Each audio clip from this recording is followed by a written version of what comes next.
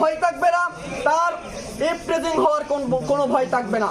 প্রিয় উপস্থিতি, আমরা চাই এমন একটি রাষ্ট্র যে রাষ্ট্রে আমার বাবা হাজার কোটি টাকা প্রকাশ্যে নিয়ে অবলীলায় ঘুরে বেড়াবে নগর থেকে শহরে, তার চিন্তায় হওয়ার কোনো ভয় থাকবে না, লুট হওয়ার কোনো ভয় থাকবে না।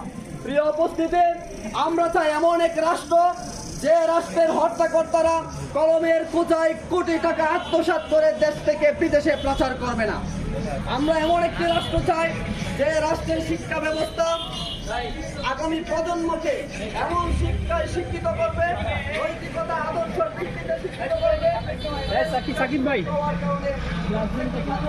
আল্লাহকে ভয় করবে, জীবনের হালের আনন্দদায়িতা করবে, পুঙ্খানুপুঙ্খানুভাবে জনগণের কাছে তাদের সম্পদ পৌঁছিয়ে দিবে। সম্মানিত উপস্থিতি, এই লক্ষ্যে ৭৭ সালে ছাত্র শিবির প্রতিষ্ঠিত হয়েছিল।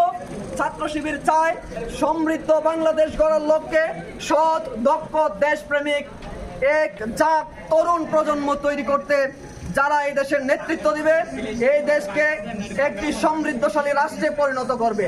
প্রিয় উপস্থিতি, এই লক্ষ্যে আমরা 5 দফা কর্মসূচি দিয়েছি। 1 নম্বর দাওয়াত, তরুণ ছাত্র সমাজের মাঝে আমরা দাওয়াত দিয়ে যাচ্ছি। যারা এই দাওয়াত গ্রহণ করছে তাদেরকে সংঘবদ্ধ করার মাধ্যমে